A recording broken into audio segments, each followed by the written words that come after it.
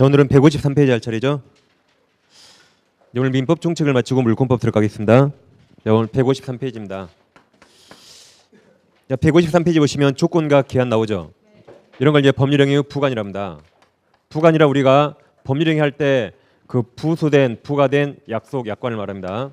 그래서 법률행위 할 때 뭔가를 더 추가할 수 있잖아요. 추가된 약속 이걸 말해요. 이걸 부관이라 합니다. 그 부관 중에 우리는 이제 조건과 기한 이 두 가지를 공부합니다. 그럼 부관은 일단 시제가 미래입니다. 앞으로 발생할 일이에요. 그래서 이 조건과 기한을 비교해 보면 일단 이건 시제가 미래다 이걸 기억하셔야 돼요. 앞으로 발생할 일입니다. 그럼 소고표 있을까요, 없을까요? 소고표 없겠죠? 소고표는 뒤로 이 말입니다. 앞으로 발생할 일이라 소고표 없다 이게 심이 제일 잘 나와요. 지난주에 공부하신 취소는 소고표가 있었죠. 취소하면 소급에서 무효가 되죠. 여기는 소고표 없습니다. 그 다음 조건과 기한은 법률행위 효력 요건입니다. 효력 요건이에요. 그럼 조건이란 앞으로죠. 앞으로 장래 발생할 사실이 불확실한 사실에 법률행위 효력 여부를 의존케 하는 겁니다. 반면 기한은 장래 발생할 사실이 확실한 사실에 법률행위 효력 여부를 의존케 하는 겁니다. 그러니까 앞으로 발생할 게 확실한가 불확실한가 이걸 구분하시면 돼요. 뭐 예를 우리 실생활이 많이 합니다. 예를 들면 집에 갔더니 그래요. 애들이 그래요. 뭐 중학교 2학년짜리가 엄마 나 핸드폰 바꿔줘 그래요. 그럼 쿨하게 바꿔줍니까? 뭔가 토를 달죠.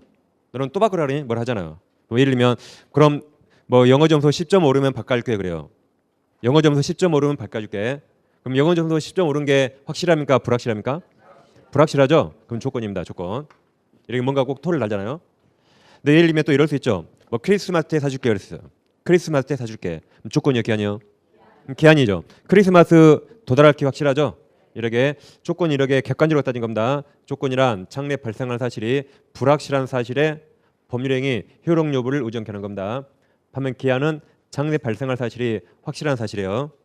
뭐 예를 들면 또 애들이 그래요. 엄마 난 나이키 운동화 사줘 그래요. 그러면 너 생일 때 사줄게 그랬어요. 그럼 조건입니까? 기한입니까?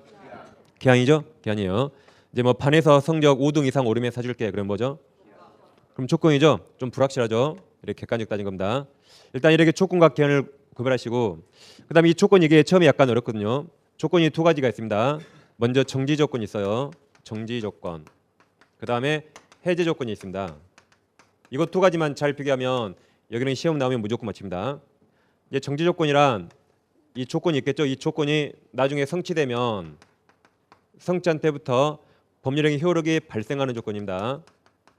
반대로 해제 조건이란 해제 조건이 성취되면 이때부터 장래를 향해서 법률행위 효력이 소멸되는 조건을 해제 조건합니다. 이것만 잘 비교하시면 돼요. 그래서 정지 조건이 성취되면 효력이 발생하는 겁니다. 반대로 해제 조건이 성취되면 효력이 소멸되는 조건이에요. 두 가지 잘 비교하면 되겠습니다. 그다음 우리가 기한은 보통 두 가지로 구분합니다. 기한은 먼저 시기와 종기로 구분할 수 있어요. 이 시기와 종기가 있는데 이 시기는 뭐 시작 이름을 갖죠. 종기는 끝난다 말이겠죠. 그래서 이건 아주 쉽습니다. 그럼 만약 시기가 도래하면 이건 발생할 게 확실하니까 도래한다고 표현합니다. 시기가 도래하면 그때부터 법률행위 효력이 발생하는 기한입니다. 그럼 종기가 도래하면 그때부터 효력이 이건 소멸되는 기한이에요. 그다음 기한은 다시 확정 기한과 불확정 기한 나눌 수 있습니다.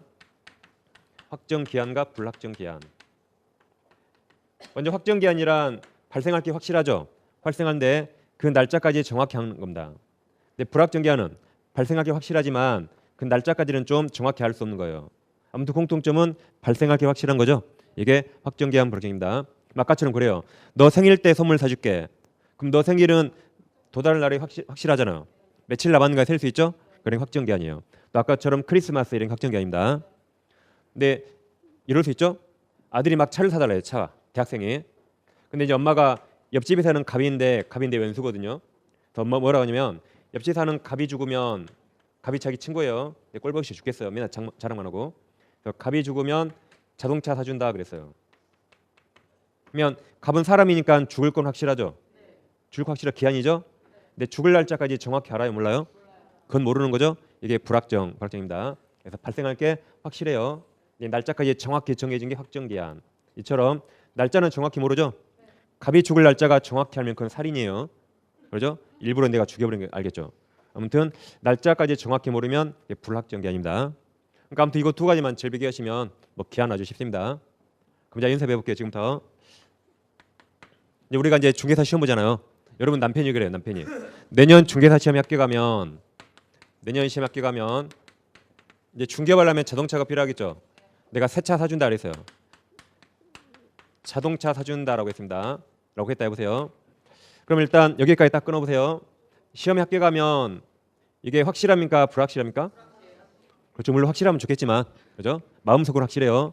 객관적으로는 아직 불확실하죠. 그럼 이건 조건이요, 기한이요? 그럼 조건입니다.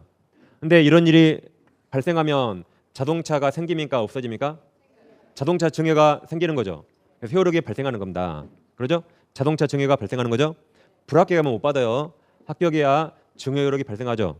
그럼 이것은 효력이 발생하니까 효력이 발생하는 조건이 뭐죠? 정지 조건. 그래서 이 법률행위는 정지 조건이 붙은 법률행위입니다. 이걸 정지 조건부 법률행위 그래요. 그다음 이번에 이럴 수 있죠? 내가 지금 차를 사줄 텐데 지금 자동차 사준대 내년에 시험 합격하면 그 차 다시 내놔 그래요. 그 차 다시 내놔. 이제 너가 돈 벌어 살아 이 말이죠. 그러면 조건이요, 기한이요? 조건이요, 기한이요? 똑같아요, 조건. 그러죠? 합격하면 좋겠지만 불확실하죠, 객관적으로. 조건이죠? 그럼 이런 일이 발생하면 자동차 생겨요, 뺏겨요? 네, 뺏기는 거죠. 그러면 합격일까지만 자동차 사고 그 다음부터 자동차 돌려줘야 되죠. 그럼 증여 효력이 소멸하는 겁니다. 다시 증여 효력이 소멸하는 거죠. 자동차 돌려줘야 돼요. 그러면 이것은 무슨 조건이죠? 그래서 조건인데 효력 소멸하니까 이게 해제 조건입니다. 해제 조건. 이것을 해제 조건부 법률행위 할 수 있습니다. 이번에 반대로 이럴 수 있죠. 내년 시험에 불합격하면 시험에 떨어지면 자동차 사준다 그랬어요. 자동차 사준다. 이제 차 사줄 테니까 더 열심히 공부하라 이 말이겠죠. 그러면 이제 대답 잘하셔야 돼요. 시험에 불합격하면 조건이요, 기한이에요? 예? 조건이죠. 이걸 기한이라면 큰일 나요. 이게 확실합니까? 불확실하죠? 조건입니다. 조건. 합격할지 어쩔지 모르죠. 실수로 찍어서 합격할 수 있어요. 그래서 이게 조건입니다. 이런 일이 발생할지 몰라요. 근데 만약 정말로 이런 일이 성취되면 자동차 생기죠. 그러면 효력이 발생하죠. 증여 효력이 발생하는 겁니다. 그러면 무슨 조건이다? 정지 조건. 효력이 발생하는 조건이에요. 그러면 정지 조건부 법률행위 있습니다. 그럼 시험 합격이야 떨어져야 돼요. 이 상황에서는. 합격이야 떨어져야 돼요. 이제 차 종류를 물어봐야겠죠. 고급 차면 일부러 한번 떨어지고 별로 안 좋은 차면 합격해야겠죠. 아무튼 이렇게 그 일단 조건 기한을 잘 나누세요. 발생할 게 확실한가 불확실한가 잘 나누시면 돼요. 다시 이번에 이럴 수 있죠. 내가 오늘 차를 사줄 텐데 내년 시험에 떨어지면 그 차 다시 내놔 그랬어요. 그 차 다시 내놔. 아니 찌찌시죠? 찌찌시요. 지금 떨어진 것도 성질날 죽겠는데 차까지 뺏어가요. 그러면 조건이요, 기한이요? 네, 조건이죠. 근데 정말 이런 일이 생기면 자동차 증여가 끝나는 거죠. 이제 차 돌려줘야 돼요. 효력이 소멸합니다. 이건 무슨 조건이 난다? 해제 조건. 이것은 해제 조건부 법률행위가 되는 겁니다. 그러니까 주의하실 게 이 좋은 말이라 무조건 정지 조건 하면 안 돼요. 앞에 좋은 말이어도 뒷 내용에 따라서 해제가 될 수 있습니다. 그다음 안 좋은 말은 무조건 해제가 아니에요. 안 좋은 말이더라도 뒷 내용 봐서 이게 정지가 될 수 있는 겁니다. 그래서 일단 조건 기한까지 정확히 나누시고 그 뒤는 효력이 발생하는가 끝나는가 그걸 보셔야 돼요. 그럼 이럴 수 있죠. 내년 시험 끝나면 지금까지 수고했으니까 자동차 사준다 그랬어요. 그럼 조건입니까 기한입니까? 이건 기한이죠. 내년 시험일 정해 있어요. 그러죠? 그날 딱 정했잖아요. 시험일. 그 이후에 차 사준단 말이죠. 이건 기한이에요. 시험 끝난 날 딱 정해 있습니다. 그럼 이날이 도래하면 자동차 증여가 효력을 발생하죠. 효력을 발생하니까 이건 시기가 붙은 법률행위입니다. 시험 끝나면 무조건 차 생기는 거죠. 이건 시기예요. 거꾸로 이럴 수 있죠. 오늘 차를 줄 텐데 시험 끝나면 그 차 다시 내놔 그랬어요. 시험 끝나면 차 다시 내놔 그랬습니다. 이것도 기한이죠. 시험 끝난 날 딱 정해 있어요. 그렇죠? 이날이 도래하면 자동차 뺏기잖아요. 그럼 증여 효력이 소멸하는 거죠. 이것은 종기가 붙은 종기부 법률행위입니다. 시험 끝난 다음 날 차 돌려줘야 돼요. 증여 효력이 끝나는 거죠. 이런 게 종기가 붙은 법률행위입니다. 그럼 이럴 수 있죠? 뭐 여러분 자녀들에게 이럴 수 있어요. 이제 성인인 아들에게 너가 취업하면 너가 취직할 때까지 생활비 대준다 그래서요. 생활비 대준다. 그럼 일단 조건입니까? 기한입니까? 취직할 때까지 조건이요, 기한이요? 조건이죠. 평생 취업 못할 수 있어요. 불확실하잖아요. 조건입니다. 근데 이런 일이 성취되면 생활비 증여가 시작합니까? 끝납니까?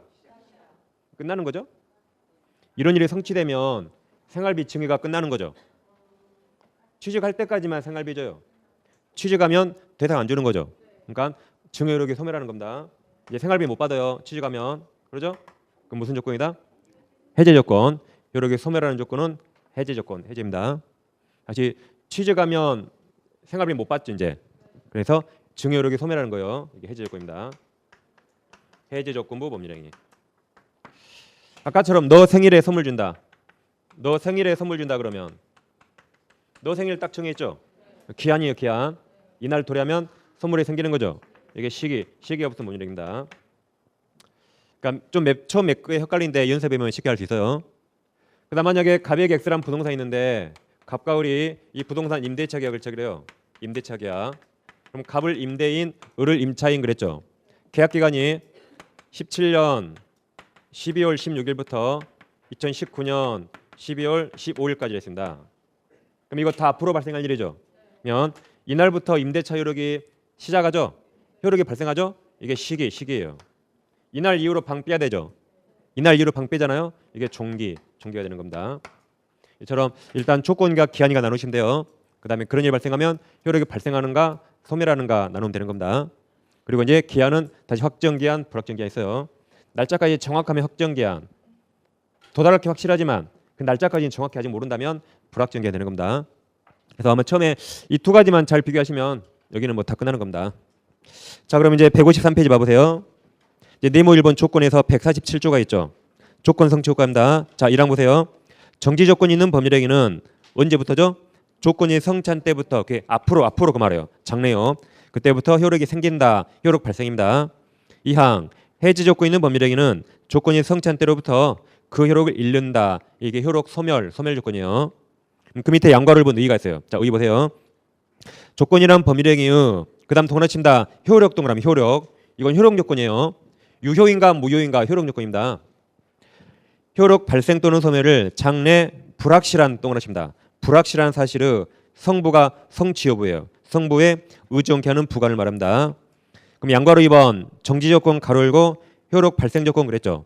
다음 해지 조건 가로 열고 효력 소멸 조건입니다. 그럼 동그라미 1번 보세요. 정지 조건 보세요.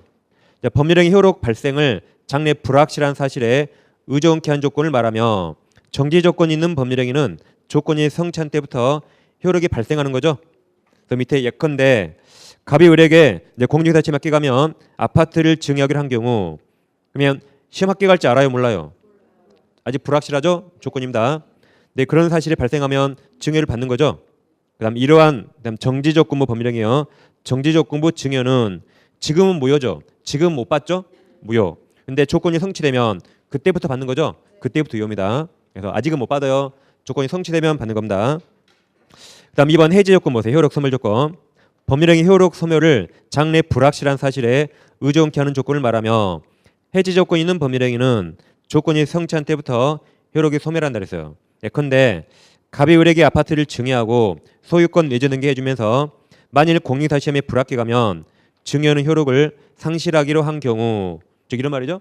뭐 예를 들면 내가 지금 아파트를 줄 텐데 시험에 떨어지면 아파트 다시 내라 그 말이에요.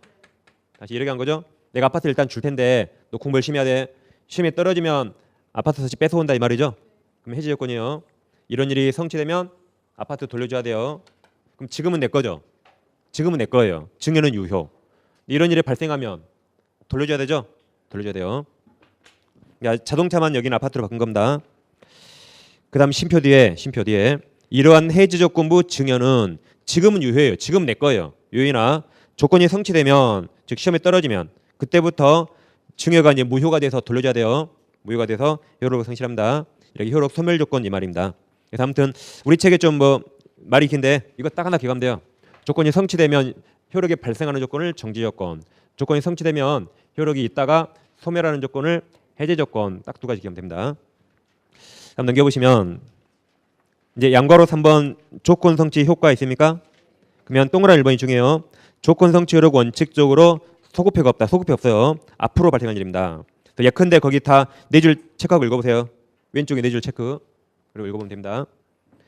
그 다음 이제 양괄호 4번 조건부 권리 처분 있나요? 자, 조건부 권리도 처분할 수 있어요.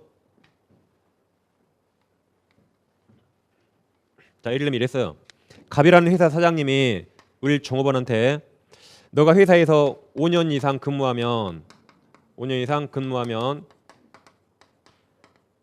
뭐 이 조그마한 건물을 너에게 주겠다 그랬어요. 일 열심히 하면 이 조그만 토지라 해보세요. 이것을 너에게 증여한다고 했다 해보세요. 자, 그럼 5년 이상 근무하면 조건이요, 기한이요? 5년 이상 근무하면 조건이요, 기한이요? 5년 이상 일할 줄 알아요, 몰라요? 모르죠? 불확실하잖아요. 조건이에요. 5년 이상 근무할 줄 확실합니까? 불확실하죠? 아, 건물 주니까 무조건 일해요? 몰라요. 불확실합니다. 조건이에요. 조건. 근데 그러게 이런 일이 발생하면 증여 효력이 발생하는 거죠. 이것은 정지조건부예요. 정지조건부. 정지조건부 법률행위입니다. 그럼 을은 지금 달라고 할 수 있나요? 5년 후에 달라 할 수 있죠. 그럼 만약에 이 시가가 1억이라 해보세요. 을은 지금 달라 못해요. 5년 후에 다 일하고 달라야 됩니다. 근데 우리 갑자기 큰 돈이 급전이 필요하네요. 급전이. 그러면 내가 5년간 일하면 갑에게 X 받을 권리가 있죠. 그 5년 이상 일하면 받을 그 조건부 권리를 오늘 처분할 수 있는 겁니다. 여기 병한테 처분을 해보세요. 즉 을이 이래요. 내가 1억짜리인데 5년간 일하면 1억짜리 받을 권리가 있어요. 그 권리 오늘 너에게 팔게. 그럼 병이 살 수 있죠. 병이 평소에 보기에 우리 너무나 착실해요. 이 정도는 충분히 일할 것 같아요. 그걸 살 수 있는 겁니다. 그럴 수 있겠죠? 할 수 있어요? 안 살 것 같아요? 그러니까 병이 보기에 우리 너무 착실해요. 그러면 살 수 있는 겁니다. 대신 1억에 사지 않겠죠? 한 뭐 6천만 원이나 사는 겁니다. 살 수 있어요? 그래서 정말로 5년 일하면 1억 버는 거 6천 투자해서 못하면 6천 버리면 되잖아요. 그러죠? 자기가 선택하는 겁니다. 이렇게 위험을 감수해야 수익을 많이 벌어요. 학교론에서. 살 수 있는 거예요. 그래서 자, 동그라미 1번. 조건 성취가 미정인 권리의 동안의 권리 의무도 일반 규정이 와요. 그 다음 말이 시험에 아주 잘 나와요. 첫 글자에 다 동남치고 외우십니다. 첫 글자에 처상보담 이렇게. 처상보담. 처분 상속 보존 아랫줄 담보. 처상보담 할 수 있다. 그래 보세요. 밑에 2번 예컨대 읽어보면 됩니다. 2번 두 줄 체크. 그래서 이건 이 동그라미 1번 자체로 시험에 거의 해마다 나와요. 시험에 이렇게 나와요. 조건 성취가 미정한 권리 의무도 일반 규정이 와요. 처분할 수 있으나 뭐 상속할 수 없다 이렇게 나와요. 그럼 틀렸죠? 뭐든지 다 할 수 있다. 처상보담 할 수 있어요. 처상보담. 그러니까 앞글자 따서 그냥 외워버리면 됩니다. 지금까지 이제 조건을 보셨죠? 이제 네모 2번 기한을 보세요. 자, 152조 1항 보세요. 시기 있는 법률행위는 기한이 도래한 때부터 그 효력이 생기는 거죠. 효력 발생. 2항 종기 있는 법률행위는 기한이 도래한 때부터 효력을 잃는다. 효력 소멸이죠. 소멸한 기한입니다. 그래서 1번 의의 보시면 기한이란 법률행위의 다시 효력 동그라미 효력 요건이요. 효력의 발생 또는 소멸을 장래 확실한 동안입니다. 확실한 사실에 의존권은 부과를 말합니다. 다음 2번 시기와 종기 보세요. 기한 도래로 법률행 효력이 발생하는 경우를 시기, 기한 도래로 법률의 효력이 소멸하는 경우를 종기라 한다 그랬죠.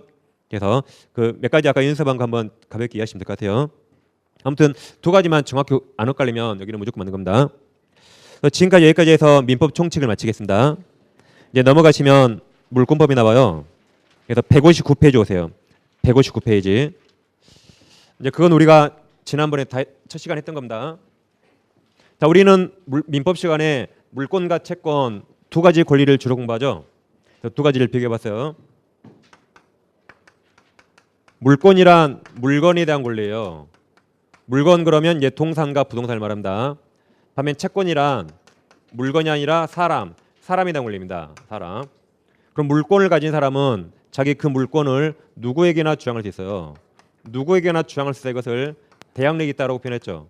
대항력이 있습니다. 반면 채권은 사람에 대한 권리로서 채권을 가진 사람은 그 사람에게만 주장할 수 있어요. 즉 관계 맺은 당사자끼리만 주장할 수 있고 제3자에게 주장할 수 없죠. 그것을 원칙 대항력 없다라고 표현했습니다. 그럼 물권이란 권리는 누구에게나 주장할 수 있으니까 여기는 물권 법정주의가 지배해요. 즉 물권을 내 마음대로 만들 수 있나요? 내 마음대로 만들 수 없습니다. 누구에게나 주장하려면 미리 딱 법에 정해 있어요. 좀 이따 8개 물권을 볼 겁니다. 민법에는 딱 8개 물권이 딱 정해 있는 겁니다. 반면 우리는 채권 시간에 계약을 공부하고 계약은 기껏 당사자끼리만 주장할 수 있어요. 제3자에게 주장할 수 없죠. 그러니까 어떻게 하든 자기들 마음입니다. 여기는 계약 자유 원칙이 지배해요. 즉 계약은 기껏 당사자만 주장하니까 어떻게 하든 자기들 마음입니다. 이 원칙이 지배하는 거죠. 그래서 이 큰 두 가지 틀을 잘 이해하시겠습니다. 그다음 물권은 물권 법정주의가 지배하면서 물권법에 관한 규정은 대부분 강행 규정이에요. 물권법 규정은 대부분 강행 규정입니다. 하면 계약에서는 계약자 원칙이 적용되고 계약법 규정은 대부분 임의 규정으로 구성되어 있습니다. 그중에 이제 우리가 물권을 공부하는 거죠. 그래서 159페이지는 그 뇌물 1번 말이 2번 다 봤었죠. 뇌물 1번까지 봤네요. 그래서 물권과 채권 다 읽어보세요. 다 읽어보시고 다음 제일 밑에 뇌물 2번이 있어요. 물권의 객체가 있나요? 자, 양괄호 1번 물권의 객체는 현존하는 특정의 독립한 물건 동안의 물건. 그러니까 소유권 생각 소유권 객체는 물건이죠. 그죠? 이런 책, 그죠? 이런 마이크, 또 뭐 건물, 토지 다 물건입니다. 그 다음 문장 민법상 물건으로는 부동산과 동산으로 구별되며 부동산으로는 주로 토지와 건물을 생각하면 돼요. 그래서 이 물건은 동산과 부동산인데 동산은 움직이는 거죠. 움직이는 겁니다. 부동산은 일단 토지 건물 두 가지 일단 생각하시면 돼요. 토지 건물. 그다음 양괄호 2번을 보세요. 자, 예외적으로 권리 또 하나는 권리도 물권 후 객체가 되는 경우가 있어요. 이건 이제 아직 안 한 거지만 한번 들어보시면 되겠습니다. 물권 후 대상은 원칙 물건이에요. 물건.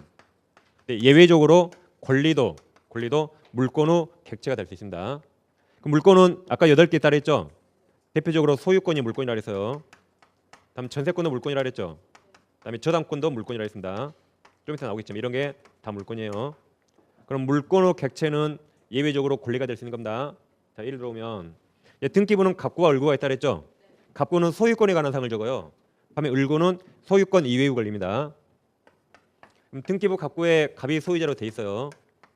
등기부 을구에 전세권자 을이 있습니다. 이렇게 있는데 여기 아래에 저당권자 병이 있네요. 저당권자 병이 있다면 병이 채권자입니다. 저당권자. 그럼 여기서 누가 병에게 돈 빌렸을까요?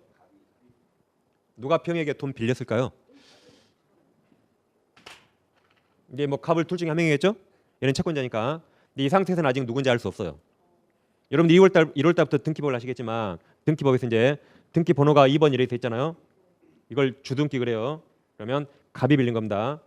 갑이 병에게 돈 빌리면서 이 부동산을 갑소유 부동산을 저당 잡힌 겁니다. 그러니까 이 경우는 저당권 물권이에요. 이 경우는 저당권 후 객체는 갑소유 부동산이 되는 겁니다. 부동산. 근데 만약에 등기 번호가 이렇게 1-2라고 할 수 있거든요. 1-1. 이걸 부기등기 그래요. 밑에 1번 밑에 달려진 걸 부기등기랍니다. 이렇게 부기등기가 돼 있으면 을이 돈 빌린 겁니다. 을이 돈 빌리면서 이 전세권이라는 이 권리, 물권, 전세권을 저당 잡힌 거예요. 이런 걸 권리도 물권 후 객체가 될 수 있답니다. 그래서 이때는 저당권 객체가 뭐예요? 권리, 전세권이라는 권리가 되는 겁니다. 이처럼 권리도 물권 후 객체가 될 수 있어요. 나중에 이제 1월 달에 등기법 하실 겁니다. 그래서 자, 제일 뒤에 가로 열고 얘가 있죠. 이제 지당권이나 전세권, 저는 전세권을 봐서요. 전세권을 목적으로 저당권을 설정하는 경우 이때 저당권 객체가 전세권이라는 물권이 되는 겁니다. 그러니까 나중에 해야 되니까 아직 이해가 정확히 안 될 수 있습니다. 다음 넘기시면 이제 양가로 4번 행사자가 있나요? 아니, 죄송합니다. 책이 2장 넘었네. 이제 160페이지입니다. 160페이지. 그럼 중간에 네모 4번 이제 물권 법정주의 나오죠. 185조 물권의 종류 보세요. 물권은 법률 동원하십니다. 법률 또는 관습법 동그라미. 관습법 거의 다 씁니다. 판례예요. 판례. 관습법이란 법조문이 없지만 판례가 인정하는 것을 관습법이랍니다. 우리 대법원 판례. 다시 봐볼게요. 185조. 물권은 법률 또는 관습법에 의한 외에는 임으로 즉 내 마음대로 창설하지 못한다 그랬죠. 이렇게 물권은 법이 딱 정했고 우리 마음대로 만들 수 없습니다. 이걸 물권 법정주의 그래요. 그래서 밑에 양괄호 1번 그 제목이 민법 동그라미 민법. 민법상 물건 나오죠. 그래서 민법상 물건이 딱 8개가 이제 나와요. 8개. 그 8개를 봐보겠습니다.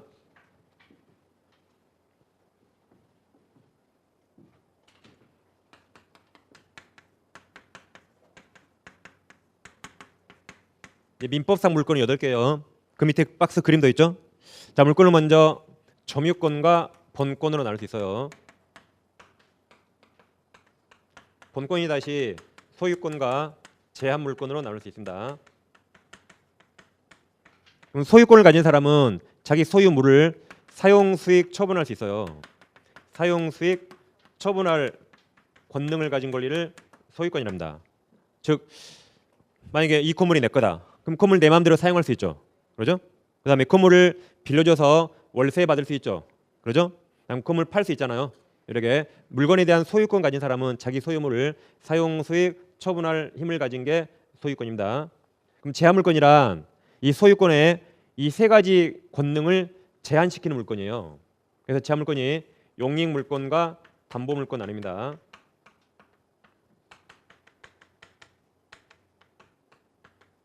그럼 용익물권 이 말이 봐보세요. 이 사용수익 D글자예요. 용익. 그래서 용익물권이란 소유권의 사용수익 권능을 제한시키는 물건을 용익물권이랍니다. 그래서 용익물권에는 세 가지가 있어요. 지상권, 지역권, 전세권 세 가지가 있습니다. 이 세 가지를 용익물권이랍니다. 이건 소유권의 사용수익 권능을 제한하는 거예요. 즉 전세권은 우리 많이 들어봤잖아요. 자, 갑소유 부동산을 우리에게 전세권 설정했어요. 그럼 누가 설정자 그랬죠?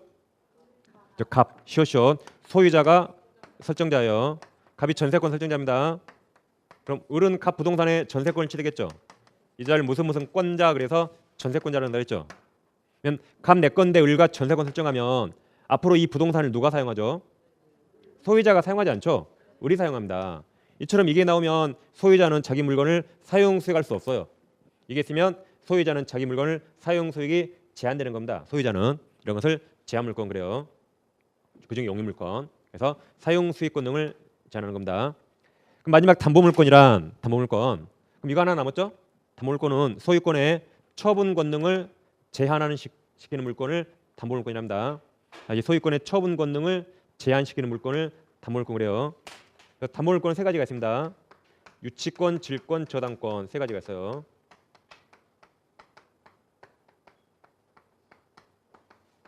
이 중에 저당권을 예를 들어보면 자, 갑소유 아파트에 저당권이 있을 때와 저당권이 없을 때 언제 팔기가 더 편하죠? 없을 때 팔기 편하겠죠. 이렇게 저당권이 있으면 처분 권능이 좀 제한돼요. 이런 것들을 담보물권이랍니다. 그럼 민법상 물건이 8개 그랬는데 봐보세요. 이 점유권이라는 물건이 있어요. 소유권이 있습니다. 다음 원래 이런 거 없어요. 이런 물건 원래 없습니다. 그냥 이 세 가지를 합해서 용익물권이라는 겁니다. 다음 원래 이런 물건 없어요. 여기 세 가지를 합해서 담보물권이라는 겁니다. 다음 원래 이런 거 없어요. 그냥 이 두 가지를 합해서 제한물권이라는 겁니다. 그래서 민법상 물건은 이 맷줄건 딱 8개예요. 8개. 이런 물건이 있고 여기 세 가지와 여기 세 가지 있죠. 이걸 이제 분류하기 위해서 이런 말을 쓸 뿐입니다. 그래서 이 6개와 이 두 가지를 8개 이것을 민법상 물권이라고 합니다. 그럼 일단 점유권과 본권이 남았는데 이 말을 좀 일단 비교해 봐야겠죠. 점유권이란 물건을 사실상 지배만 하면 인정되는 권리입니다. 점유권이란 물건을 사실상 지배만 하면 인정되는 권리예요. 반면 본권이란 점유할 수 있는 즉 사실상 지배할 수 있는 정당한 권리 그걸 본권이랍니다. 말이 어렵죠? 예를 들어보면 간단합니다. 갑소유 자전거가 있어요. 이게 이제 자전거예요. 갑소유 자전거를 갑이 자기가 타고 다녀요. 갑이 타고 다닌다 이걸 점유한다 그래요. 지배한다. 마이크를 내가 가지고 있죠. 이런 걸 지배한다, 점유한답니다.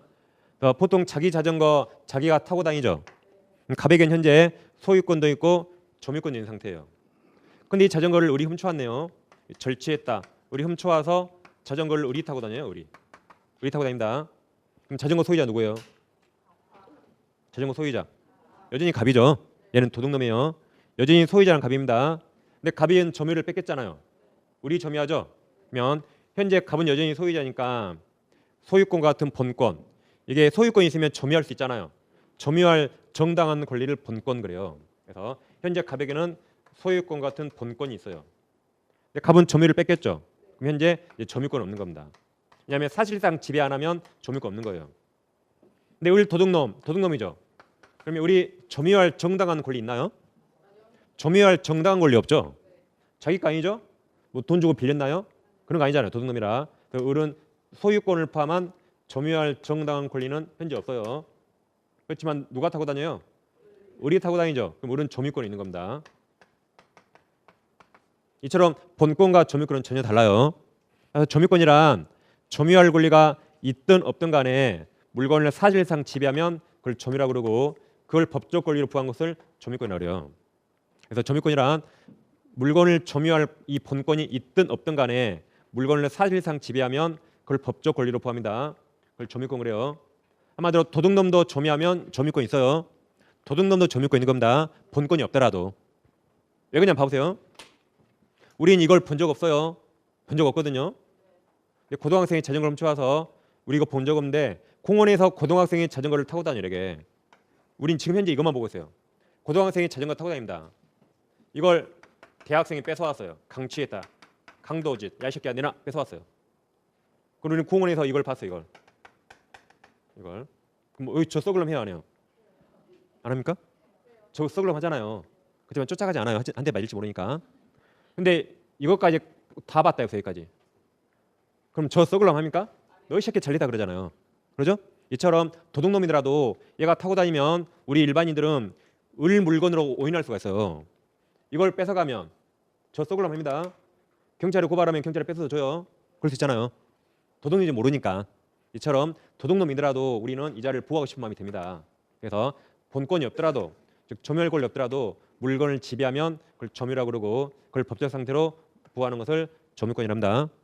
그래서 본권이 있든 없든 사실상 지배하면 그게 점유권이에요. 아무튼 이렇게 점유권은 본권이 없어도 돼요. 본권이란 점유할 정당한 권리가 있어요. 소유권이 있으면 내 건 내가 점유할 권리가 있죠. 전세권이 있으면 내가 아파트 전세권자다. 돈 주고 정당하게 빌렸죠. 그러니까 나는 점유할 권리가 있는 겁니다. 이처럼 점유할 정당한 권리를 본권 그래요. 그래서 이 두 개를 잘 비교하면 되겠습니다. 좀 이따 또 나오겠지 마지막 시간에. 그런 식으로 비교하면 되고 그럼 자 박스 위에 우리 책의 양괄호 1번 아까 민법에 동그라미 쳤죠. 그럼 동그라미 1번이 동사 물권과 2번이 부동사 물권 있나요? 그럼 자 이제 볼게요. 이 점유권과 소유권은 동산, 부동산 다 포함돼요. 동산, 부동산이 객체됩니다. 다음 유치권도 동산, 부동산 객체가 다 돼요. 유치권도 예, 나중에 답니다. 하면 이 세 가지 지상권, 지역권, 전세권은 이건 동산이 나올 수가 없어요. 얘들은 부동산에 대한 권리입니다. 세 가지는 얘들은 부동산에 대한 권리예요. 그다음에 저당권도 부동산에 대한 권리입니다. 이제 나중에 자연이 이건 다 알게 됩니다. 다시 빨간색 세 가지는 동산도 대상이 될 수 있고 부동산도 대상이 될 수 있어요. 파란색 네 가지는 오직 부동산만 그 대상이 됩니다. 그럼 질권이라는 권리는 동산만 대상이 되고 부동산은 이 대상이 안 돼요. 그럼 우리 시험과 관계 있나요? 관계 없죠. 우리 시험과. 그래서 질권은 우리 시험 범위에 빠지는 겁니다. 질권이란 부동산 관계 없어요. 질권은 동산에 대한 권리입니다.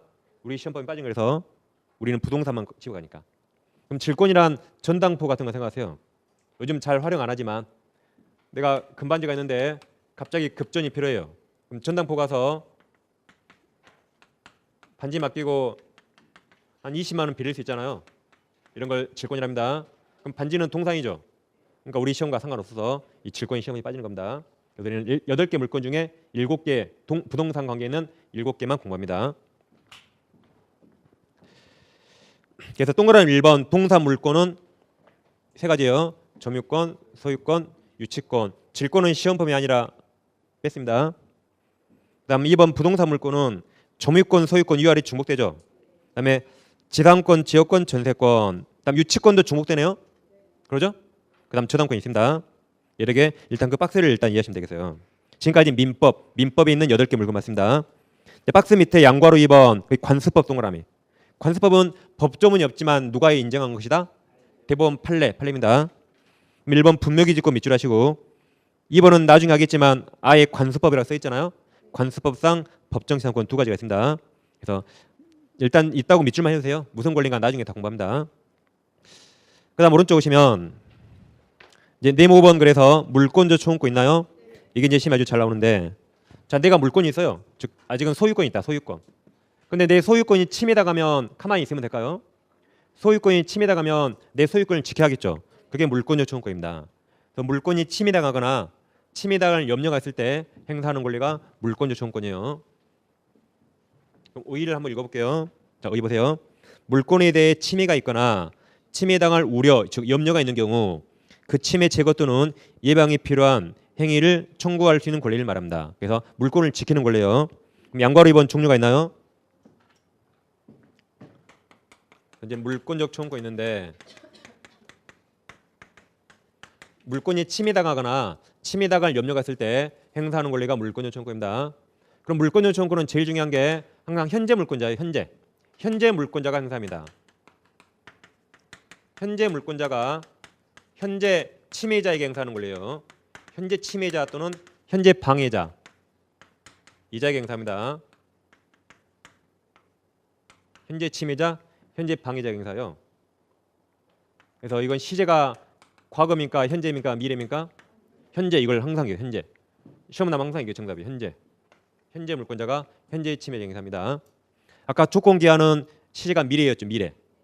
앞으로 원칙 소급해 없다. 취소는 소급해 있죠. 시가 과거예요. 과거. 근데 지금 공부하시는 물권자 초음권은 시가 현재 물권자가 현재 침해자 행사하는 겁니다. 그럼 예를 들어보면 항상 현재 저대로 푸셔야 돼요. 현재. 자, 갑이란 분이 지금 제가 민법책 읽어드리잖아요. 민법책을 아주 깨끗하게 제가 읽어드리는 대로 정리를 딱 밑줄 아주 깨끗하게 잘해놨어요.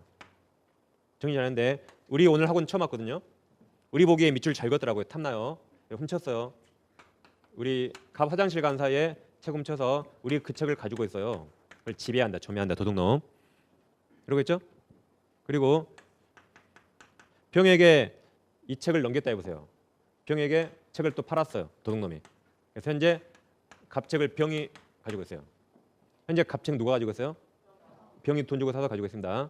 그럼 갑이 화장실 갔다 오니까 내 책이 없어졌네요. 그럼 내 책 내놔 그래야겠죠. 지금 내 소유권이 침해당했어요. 그럼 내 책 내놔가 물권 요청권이에요. 누구한테 내 책 내놔 그래야 돼요? 누구한테 내 책 내놔 그래야 돼요? 써인 대로 누구한테? 누가 현재 침해자예요? 병이 가지고 있잖아요. 병에게 합니다. 병에게. 우리에게 내 책 내놔 그러면 우리 없어 그래요. 누구한테 내 책 내놔 그래야 돼요? 현재 침해자 병에게 내 책 내라는 겁니다. 병한테 내 책 내놔 해야 돼요. 우리 책 없잖아요. 이제 우리에게는 손해배상을 청구해요. 도둑놈이니까 손해배상을 청구하는 것이고, 물권 요청권 누구한테 행사한다? 현재 침해자 병한테야 그쪽 뺏어가겠죠. 물론 병은 우리에게 책임으로서 돈 받으면 되겠죠. 그건 걱정하지 마시고 우린 주가 현재 갑이에요. 갑이 현재 소유자가 현재 침해자 행사하는 겁니다. 항상 시가 현재 적을 잘 기억하셔야 돼요. 정답은 다 저기서 나옵니다. 그럼 이제 물권 요청권은 종류가 크게 세 가지가 있어요. 누가 내 물건을 가져갔다. 그래서 물건이 침해당했다. 침탈당했거나 또는 그 물건 내놔. 그런데 나에게 반환을 거부해요. 내 물건을 반환을 거부한다.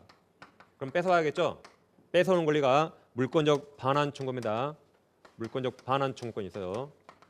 점유를 해소하는 거예요. 점유를 뺏어오는 겁니다. 그래서 점유를 회복하는 권리가 물권적 반환 청구. 내 물건 내놔 그 말이에요. 내 물건 내놔. 그 다음에 누가 물건을 침해했는데 물건을 침탈했거나 반환 거부, 나머지 이외의 방법. 이거 이외의 방법으로 내 물건을 침해하면 행사하는 권리가 방해 제거 청구입니다. 방해 제거 청구예요. 그다음 물건이 아직 침해가 안 됐지만, 물건이 침해 안 됐지만 침해될 염려가 있어요.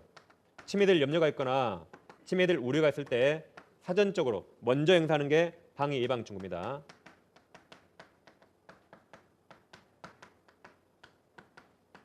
제목 중에는 이게 좀 특이해요. 이건 다 물건이 침해됐을 때 행사하는데, 이건 침해되기 전에 사전적으로 행사하는 게 방해 예방 청구입니다. 그래서 이 두 개를 잘 비교하셔야 돼요. 그러니까 점유를 뺏어온 게 반환 청구권.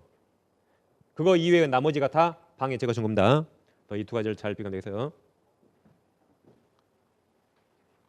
그래서 내 물건 내놔 그게 물권적 반환 청구입니다. 그다음 나머지 이외의 방법이 다 방해 제거 청구예요. 그럼 물권 요청권은 이 세 가지가 있는데 이 세 가지를 우리 민법은 점유권에도 세 가지 규정이 있어요. 그 다음에 소유권에도 이 세 가지 규정이 각각 다 있습니다. 그리고 소유권은 아까 대표적인 본권이라고 그랬죠. 소유권에 관한 이 물권 요청권 이 세 가지 규정을 소유권에 관한 이 세 가지 규정을 다른 제한물권에 준용합니다.